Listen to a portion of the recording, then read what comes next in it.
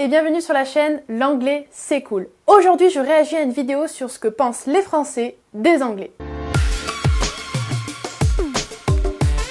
Alors, comme vous le voyez, en ces périodes de confinement, j'ai un petit peu des idées qui fusent par-ci, par-là, voilà. Et du coup, j'avais envie de vous proposer un tout nouveau contenu pour essayer de diversifier et de varier vraiment ce qui se trouve sur ma chaîne. Alors, tout de suite, commençons. Alors, c'est une vidéo que j'ai trouvée sur YouTube, je ne l'ai toujours pas regardée parce que je veux filmer avec vous ma réaction. Et en même temps que je regarderai la vidéo, je ferai des pauses et je vous dirai ce que moi j'en pense, vu que là, ce sont des Français qui disent ce qu'ils pensent des Anglais, et comme j'ai vécu en Angleterre, ça me paraissait assez logique que je puisse vous donner mon avis et mon ressenti par rapport à mon expérience à moi. Du coup, la vidéo, c'est une vidéo de la chaîne Horizon London, et c'est ce qu'on appelle une vidéo micro-trottoir, où en gros quelqu'un va aller demander à des gens, donc à des Français dans la rue, ce qu'ils pensent des Anglais. Donc je vous mettrai le lien de la vidéo en description si jamais ça vous intéresse pour aller la regarder vous-même. C'est parti. Ils sont très sociables, mais quand t'apprends à les connaître.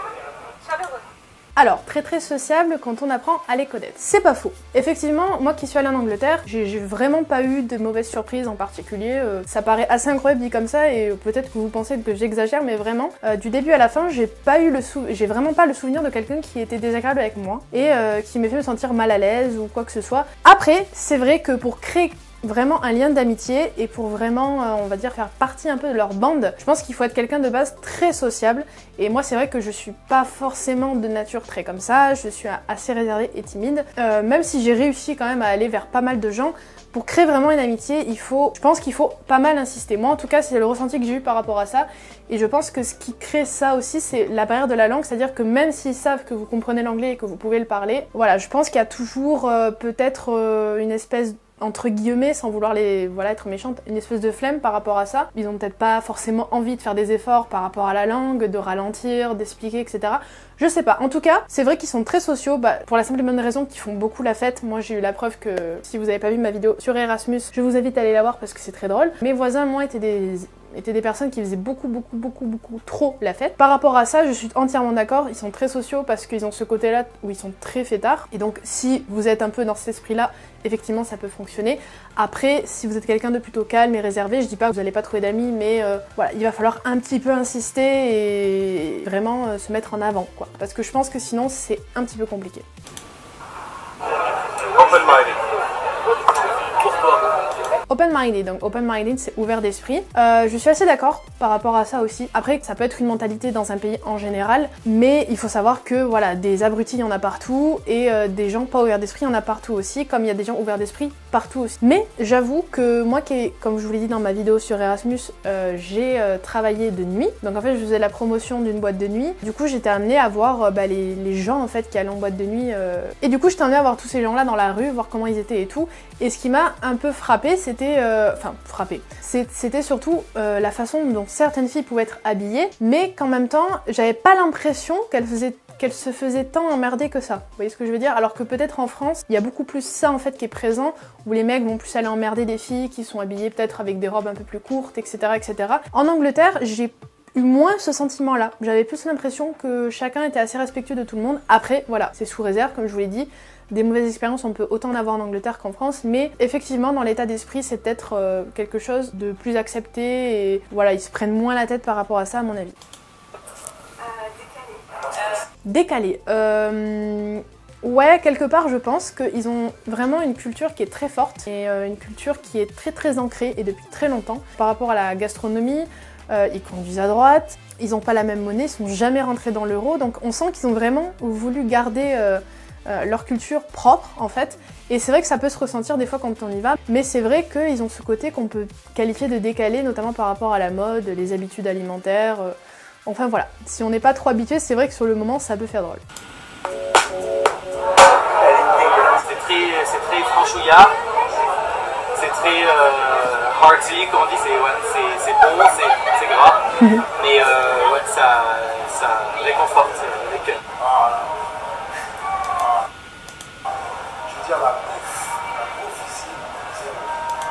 Alors, par rapport à la gastronomie anglaise, comme je vous l'ai dit, ça fait partie vraiment de la culture, des choses assez atypiques là-bas. Alors honnêtement, j'ai jamais vraiment mangé comme eux en fait. Donc moi j'ai gardé mes habitudes alimentaires, mais j'étais quand même assez curieuse de voir ce que mangeaient mes colocataires, entre guillemets. Donc c'est vrai que j'ai regardé de temps en temps. Alors après j'étais avec des étudiants, donc ils n'ont pas forcément préparé de plats, on va dire, très typiques de là-bas, que peut-être ils mangent pour des grandes occasions, par exemple pour Noël ou etc. Mais du coup j'ai pu quand même observer ce qu'ils mangeaient, et c'est vrai que typiquement les étudiants anglophones, même si les étudiants français sont un peu dans cette vibe là aussi, mais ils mangent assez gras. Je trouvais qu'ils mangeaient assez gras, assez riche. Ils mangeaient souvent la même chose, et par contre un truc véridique, ils mangent beaucoup d'haricots. Vous savez, c'est les espèces d'haricots blancs en sauce souvent, donc ça c'est un truc qu'ils mangent beaucoup et qui d'ailleurs est beaucoup vendu en Angleterre. D'ailleurs si vous connaissez un petit peu le petit déjeuner typique anglais, souvent vous allez avoir justement ces haricots là avec des saucisses ou des œufs ou les deux, des tranches de pain de mie avec du beurre dessus, ou vous mettez de la marmelade, ce genre de choses. Bref, ça c'est typiquement un petit déjeuner anglais, avec du thé aussi. Après j'ai essayé de regarder un petit peu dans les rayons des magasins, mais voilà, typiquement maintenant il faut savoir que même dans les grandes surfaces, vous avez quelques petites choses typiquement du pays, mais globalement c'est un peu comme en France, vous allez trouver à peu près les mêmes choses, si ce n'est que par contre au niveau du fromage, ouais, là c'est un peu plus limité, ils mangent beaucoup de tout ce qui est cheddar, ce genre de choses, et souvent les gens ne sont pas très convaincus, surtout je pense quand on est français justement.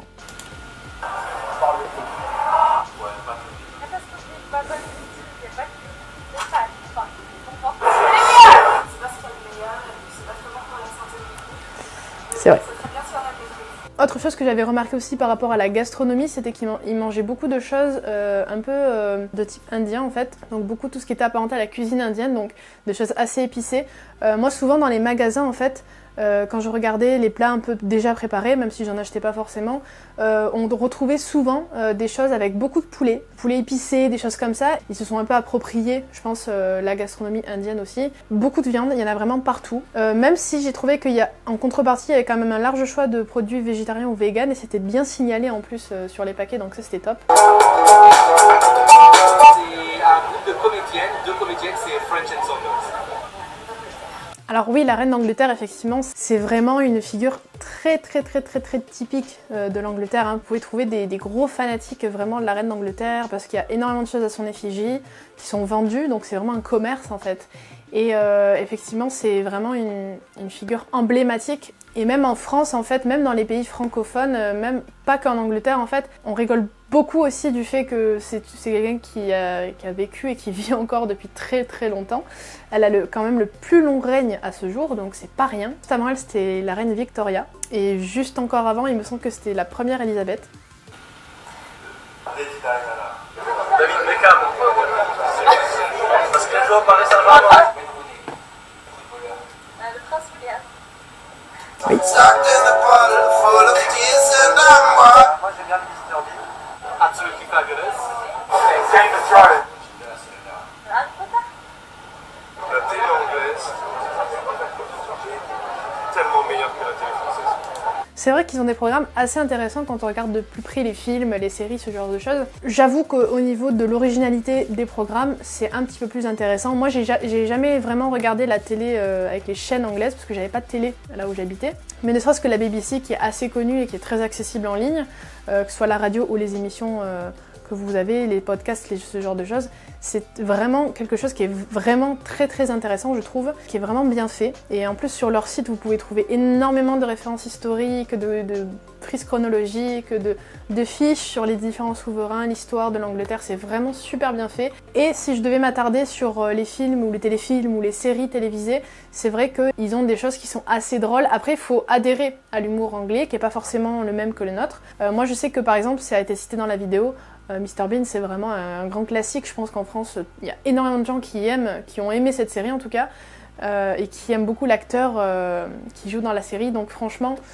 c'est vrai qu'on parle beaucoup du cinéma américain et des séries américaines, mais je pense que le cinéma anglais et les séries anglaises n'ont pas grand chose à envier finalement au cinéma américain, parce que eux-mêmes en fait, on sent il y a tellement cette culture justement dans lesquels baignent ces films ou les séries. C'est comme quand vous regardez un film Harry Potter, en fait on est quand même bien plongé là-dedans aussi. Ou je sais que moi c'est une série que j'ai pas trop regardée, mais vous avez aussi la série Doctor Who qui est vraiment très connue. Moi je sais que j'ai plein d'amis qui l'ont regardée, qui est anglaise, qui dure depuis... on compte plus les années. Perso, s'il y avait une fashion police, il faudrait qu'elle travaille ici. Les Anglais sont un peu foufous, mais ça leur va bien. Ils sont un peu moins boring qu'en France. Parce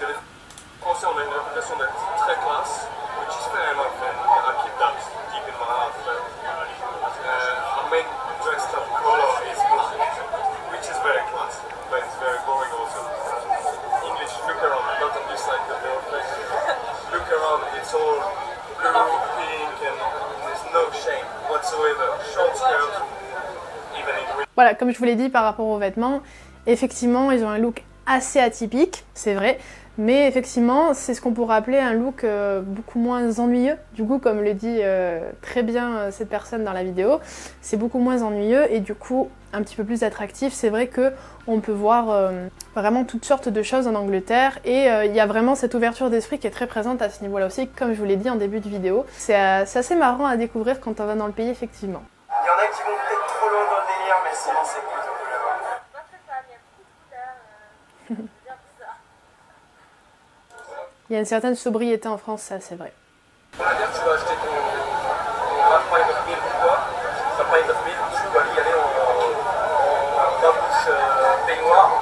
Les gens vont pas te regarder, ils vont pas te juger. Tu vas acheter ton lait, c'est normal. C'est vrai. Ouais, c'est sexy quand il parle français et puis les accents ils sont tellement différents de choses que ne serait-ce qu'à Londres, nord, sud, est, ouest, mais ouais, moi je fais d'ailleurs l'accent du nord, Manchester et Newcastle, grave, sexy à mort. Chez les filles et puis chez les garçons, je trouve ça un peu trop féminin. J'aime beaucoup, mais je préfère l'accent américain.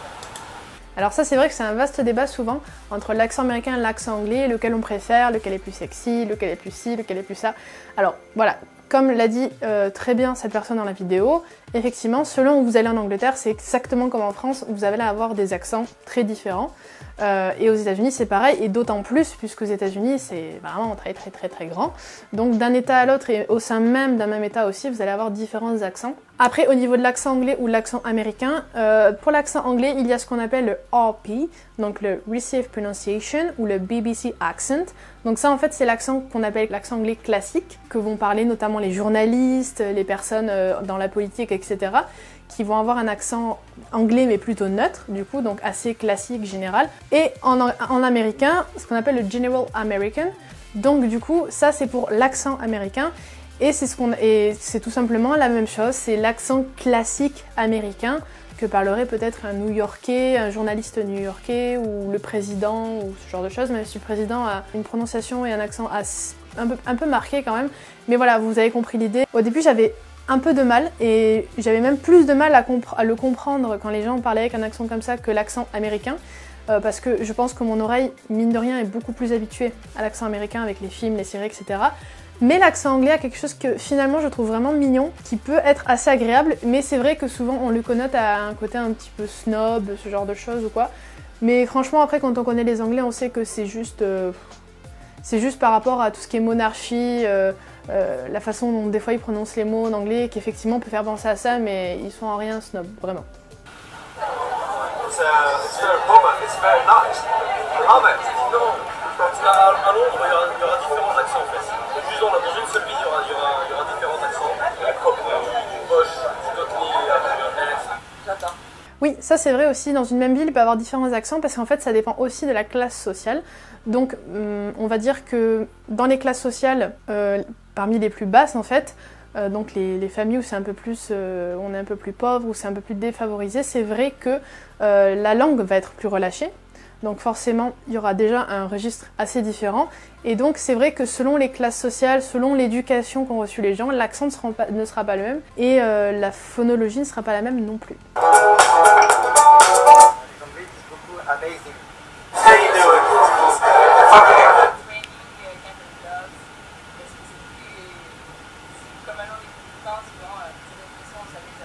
Évidemment. Là, un mot justement c'est cut. In it. Moi, il y a un mot qui m'a beaucoup marqué quand j'étais là-bas, et c'était le mot cheers. Alors, c'est un mot qui existe aussi pour l'anglais américain, sauf que, normalement, cheers, c'est beaucoup pour quand on trinque. Donc, quand vous trinquez, vous dites cheers, voilà. Sauf qu'en Angleterre, surtout dans la région où j'étais, c'est plutôt un mot, c'est aussi un mot, plutôt, qu'on utilisait pour simplement, c'était une façon de remercier un petit peu quelqu'un, vous voyez, de lui dire au revoir, vous voyez, c'était un espèce de au revoir merci, un au revoir très amical. Par exemple, moi je sais que quand je travaillais, le manager qui m'expliquait comment travailler, comment faire, qu'est-ce qu'il fallait que je fasse, etc., je lui disais ok, no problem, it's cool et tout. Et je disais I'll do it, voilà, il n'y a pas de problème, je vais le faire. Juste avant de s'en aller et de retourner dans la boîte de nuit, il pouvait être en mode ok, cheers, et voilà, et puis il repartait. Donc, mais ça c'est vraiment typiquement anglais. Si vous dites ça à quelqu'un en Amérique, aux États-Unis, on va pas trop bien vous comprendre. Voilà, il y aura. Après, effectivement, vous avez des expressions qu'on appelle idiomatiques. J'ai fait une vidéo sur les expressions idiomatiques, cliquez sur le petit juste là pour la voir. Ces expressions qui sont différentes des fois d'un pays à l'autre, et vous avez une façon de parler ou de dire les choses qui est différente aussi d'un pays à l'autre.